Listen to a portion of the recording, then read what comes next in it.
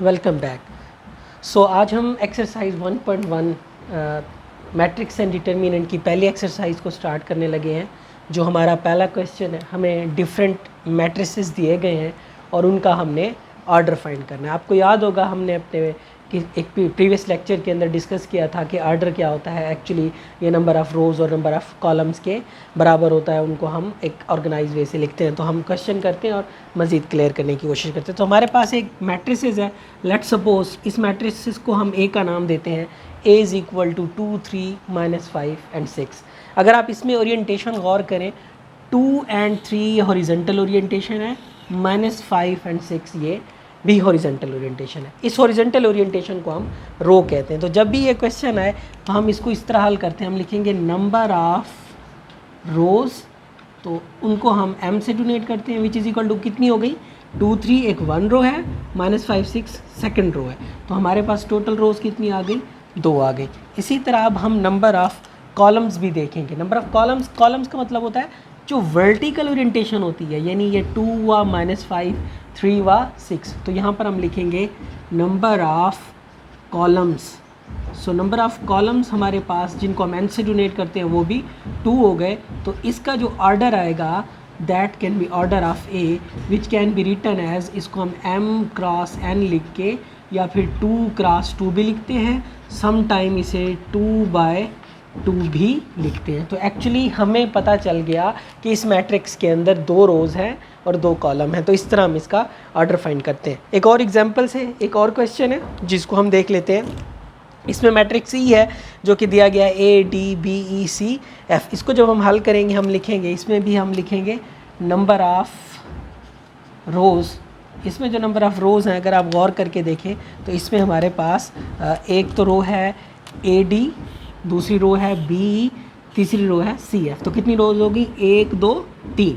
तो हम लिखेंगे m which is equal to 3। अब इसी तरह अब हम निकालेंगे नंबर ऑफ़ कॉलम्स। अगर हम नंबर ऑफ़ कॉलम्स की बात करें, नंबर ऑफ़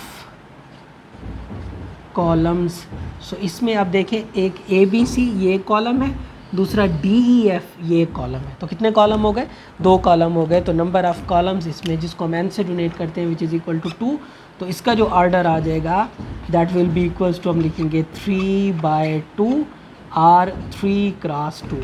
याद रखिए ये मल्टीप्लिकेशन नहीं है, ये ओरिएंटेशन है, लिखने का एक मेथड है। एक और क्वेश्चन है।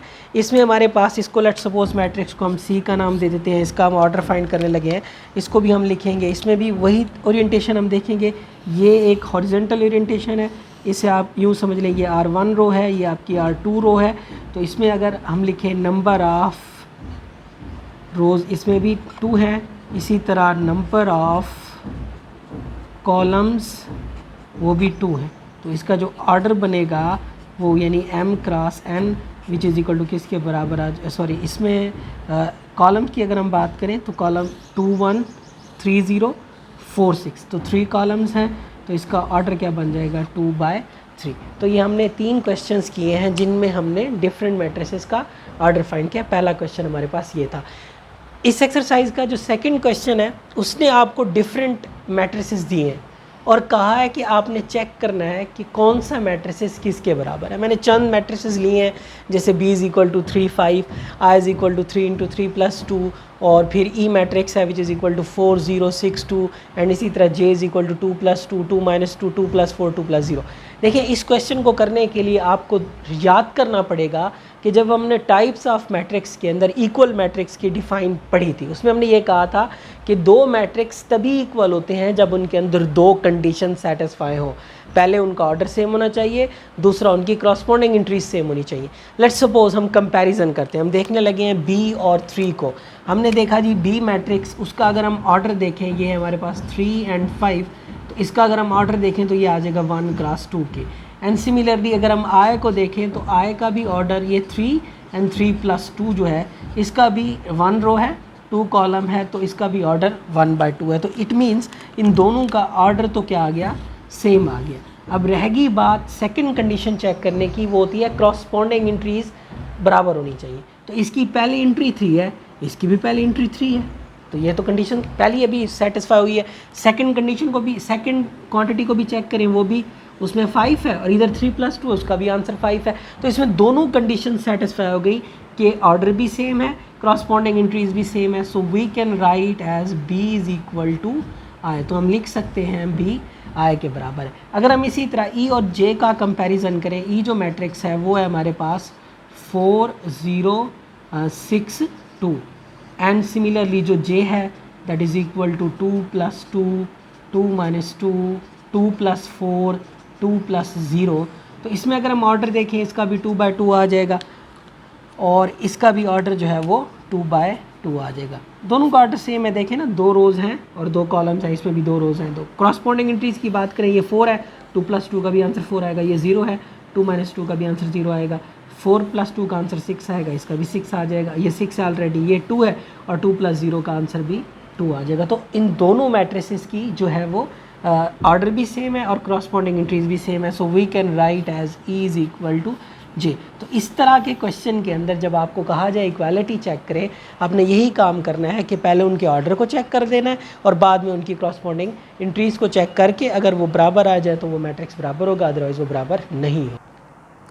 क्वेश्चन नंबर 3 है हमारे पास, जिसमें उसने हमें एक मैट्रिक्स इक्वेशन दी है। उसने कहा है कि आप ABCD ये 4 वेरिएबल्स हैं, इनकी वैल्यू फाइंड करें सच दैट कि ये जो मैट्रिक्स इक्वेशन है ये सेटिस्फाई हो जाए। यानी आपको कहा गया है कि ये 2 मैट्रिक्स हैं, ये दोनों इक्वल हैं। अगर ये दोनों मैट्रिक्स इक्वल हैं तो आपने फिर ABCD जो 4 वेरिएबल्स हैं उनकी वैल्यू आपने फाइंड करनी है। सो इस मैट्रिक्स के अंदर एक्चुअली ये दो हमें कंडीशन बता दी गई है कि ये दोनों मैट्रिक्स इक्वल हैं, जबकि हम इक्वालिटी की प्रॉपर्टी हमें पता है कि इनका ऑर्डर सेम होना चाहिए और इनकी क्रॉसपॉन्डिंग एंट्रीज सेम होनी चाहिए। ऑर्डर तो इसका भी 2/2 है, देखें जी 2 रोज़ हैं और 2 कॉलम्स हैं। ये रो हो गई, ये रो हो गई एंड ये कॉलम और ये कॉलम, इसी तरह ये रो एंड ये कॉलम। तो ऑर्डर इसका भी 2/2 है, 2/2 है, उसका भी 2/2 है। अब हम बात कर लेते हैं क्रॉसपॉन्डिंग एंट्री। तो इस क्वेश्चन को क्योंकि हमारे पास variable unknowns and we did not know the actual value of A B C and D, that's why ज़हरी तौर पर आपको ऐसा लगेगा कि ये जो पहला A + C है वो 0 के बराबर आ नहीं रहा। यही तो हमने काम करना है एक्चुअली, हमने इस इक्वालिटी की प्रॉपर्टी को यूज़ करते हुए इस क्वेश्चन को हल करना है। यानी हमें बता दिया गया है ये बराबर हैं, तो ये अंडरस्टूड है कि क्रॉसपॉन्डिंग एंट्रीज क्रॉसपॉन्डिंग के बराबर होगी। तो यहाँ पर हम लिखेंगे according to the property of equality, कि ये इक्वालिटी की कंडीशन के मुताबिक कि जो क्रॉसपॉन्डिंग एंट्रीज हैं वो क्रॉसपॉन्डिंग के बराबर आएंगी। यानी A + C 0 के बराबर होगा तो हम लिखेंगे A + C = 0। इसे आप इक्वेशन नंबर 1 का नाम दे देंगे।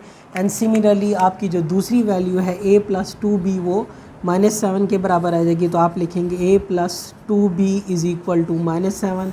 इसे आप इक्वेशन नंबर 2 का नाम दे देंगे। एंड सिमिलरली आप थर्ड लिखेंगे कि ये जो C-1 है वो किसके बराबर आ जाएगा, 3। C-1 = 3। इसे आप इक्वेशन नंबर 3 का नाम दे देंगे। एंड इसी तरह आपकी जो फोर्थ वैल्यू है 4D - 6 = 2D, तो यहाँ पे आप लिख देंगे 4D - 6 = 2D which is equal to equation number 4। तो हमारे पास ये 4 इक्वेशंस आ गई हैं। इन 4 इक्वेशंस को हमने सॉल्व करना है और अननोन वेरिएबल्स को फाइंड करना है। अब देखिए आपके पास अपनी चॉइस है, इन चारों में से जो इक्वेशंस आपको मोस्ट इजीली पहले सॉल्वेबल नज़र आ रही है आप उसको सॉल्व करें। देखिए अगर आप पहली इक्वेशन को देखते हैं तो इसमें 2 वेरिएबल्स हैं और दोनों अननोन है, तो अभी इस इक्वेशन को उठाना और सॉल्व करना is not a common sense, अच्छी बात नहीं है। इसी तरह अगर आप A और +2B को देखें, इसमें भी 2 अननोन वेरिएबल्स हैं, इसको भी फ़िलहाल हम सॉल्व नहीं कर सकते। लेकिन अगर हम थर्ड इक्वेशन को देखें, ये बड़ी सिंपल है। क्यों? इसमें एक C वेरिएबल है, उसको हम हल कर सकते हैं। सो हम C इक्वेशन को हल करते हैं। हम लिखेंगे इक्वेशन नंबर 3 के मुताबिक, फ्रॉम इक्वेशन 3 हम लिख सकते हैं कि C-1 = 3। अब हमें C की वैल्यू चाहिए। ये जो -1 है इसको हम दूसरी तरफ ले जाएंगे या हम इस -1 को ख़त्म करेंगे। बड़ी सिंपल सी बात है, ये जब -1 उधर जाएगा तो प्लस का हो जाएगा 3 + 1, तो C = किसके बराबर आ जाएगा, 4 के। तो हमने C की वैल्यू फाइंड कर ली। ठीक है, अब कुछ बच्चे को कन्फ्यूजन होगी कि ये -1 कहाँ चला गया, या इस तरफ +1 कैसे आया, ये बेसिक मैथमेटिक्स स्टेप्स है। इसमें सिंपली होता ही है कि इस -1 को ख़त्म करने के लिए दोनों तरफ हम +1 करते हैं। तो हम इन जनरल बच्चों को कह देते हैं कि जब इधर वाली रकम दूसरी साइड पे इक्वेशन की दूसरी तरफ जाती है, यानी माइनस की है, तो प्लस हो जाती है। अगर आपको फिर भी कन्फ्यूजन है तो आप मेरी बेसिक मैथ की सीरीज़ है, उसमें मैंने ये चीज़ें समझाई हैं, आप उसको देख के समझ सकते हैं। सो यहाँ पर c = 4 आ गया। अब हमने c की वैल्यू फाइंड कर ली। इसी तरह अब अगर हम इक्वेशन 4 को ले लें, सो हम लिखेंगे फ्रॉम इक्वेशन 4, बिकॉज इक्वेशन 4 को लेने के बाद हम इजीली d की वैल्यू फाइंड कर सकते हैं। सो ये 4 इक्वेशन क्या कहती है, 4d - 6 = 2d। अब जब भी इक्वेशन को हमने सॉल्व करना होता है, हम वेरिएबल्स को एक साइड पर ले आते हैं, बाकी जो कांस्टेंट्स होते हैं उनको दूसरी तरफ ले जाते हैं। तो इसमें भी यही होगा कि हम 2d को इधर ले आएंगे, -6 को इधर ले जाएंगे। 2d इधर पॉजिटिव का है तो इधर आके माइनस का हो जाएगा, तो 4d - 2d = ये माइनस का 6 है, इधर आके प्लस का 6 हो जाएगा। अब ये जो मैं स्टेप्स कर रहा हूँ, मैंने पहले भी ऊपर वाले में भी बताया, अब भी दोबारा बता देता हूँ कि जब भी हम इक्वेशन के अंदर नंबर्स को अल्टर करते हैं, एक साइड से दूसरी तरफ ले जाते हैं, तो अगर ऐड हो रहा है तो वो प्लस है तो माइनस का हो जाता है, अगर माइनस का है तो प्लस का हो जाता है। इसी तरह अगर वो मल्टीप्लाई हो रहा है तो दूसरी तरफ जाके डिवाइड हो जाएगा, अगर डिवाइड हो रहा है तो वो मल्टीप्लाई हो जाएगा। ये बेसिक कॉन्सेप्ट्स हैं, ये आपको आने चाहिए। अगर नहीं आते आप इनको सीखें, मैंने पहले भी बताया, अब भी मैं बता रहा हूँ। सो इसको थोड़ा सा हम हल करते हैं। 4d में से 2d चला जाए, बाकी बचेगा 2d। 2d = 6, तो यहाँ से हम d की वैल्यू बआसानी निकाल सकते हैं। इधर ये 2 मल्टीप्लाई हो रहा था, इधर जाके डिवाइड हो जाएगा, तो d = किसके बराबर आ जाएगा, 3 के। सो हमारे पास d की वैल्यू क्या आ गई, 3 के बराबर आ गई। तो हमने c की वैल्यू भी फाइंड कर ली, हमने d की वैल्यू भी फाइंड कर ली। अब हम बात कर लेते हैं, अब हमारे पास 2 इक्वेशंस बच गई और दोनों के अननोन वेरिएबल्स हैं। अब हम, क्योंकि अब हमारे पास c भी है और d भी है, तो हम अब इजीली सॉल्व कर सकते हैं। सो हम क्या करते हैं, हम इक्वेशन 1 को ले लेते हैं। हमने लिखा फ्रॉम इक्वेशन 1, जो कि क्या थी, a + c = 0 and we know that the value of c is 4। तो हम यहाँ पर इस इक्वेशन के अंदर c की जगह क्या लिख देंगे, 4 = 0। अब आपको पता है 4 उधर जाके माइनस का हो जाएगा, तो a = -4। तो हमने a की वैल्यू भी निकाल ली। अब हमारे पास सिर्फ रहेगी b की value, that we have to find by equation 2। तो हम लिखेंगे यहाँ पर फ्रॉम इक्वेशन 2। इक्वेशन 2 क्या कहती है, a + 2b = -7। अब हमारे पास a की वैल्यू है तो हम a की वैल्यू पुट कर देंगे। a की जगह पे हम क्या पुट कर देंगे, -4 + 2b = -7। What would be happen in the next, -4 उधर चला जाएगा, जो कि क्या हो जाएगा, प्लस का, तो ये आ जाएगा -7 + 4। सो 2b = किसके बराबर आ जाएगा, -3 के। तो b = अब ये 2 उधर जाके डिवाइड हो जाएगा, तो b = -3/2, तो b = -1.5 भी लिख सकते हैं आप, या -3/2 भी लिख सकते हैं। सो हमने चारों अननोन वेरिएबल्स को फाइंड कर लिया। हमने c भी फाइंड किया, d भी फाइंड किया, a भी फाइंड किया और b भी फाइंड किया। ये क्वेश्चन बहुत ही इंपॉर्टेंट है, इसमें बेसिक्स के कुछ स्टेप्स हैं। देखिए मैं आपको एक मरतबा फिर क्लियर कर दूं कि अगर आपको ये बेसिक्स मैथमेटिक्स स्टेप नहीं आते कि ये प्लस का उधर जाके माइनस का कैसे हो जाता है, या माइनस का इधर आके प्लस का कैसे हो जाता है, या मल्टीप्लाई और डिवाइड हम कैसे करते हैं, ये आपको लाजमी सीखने चाहिए। अगर आप ये नहीं सीखेंगे आपको कभी भी ये क्वेश्चन हल नहीं होंगे। मेरी बेसिक मैथ की सीरीज़ है, आप उनको फॉलो करें, उसमें आपको इंशाल्लाह ये क्लियर हो जाएगा।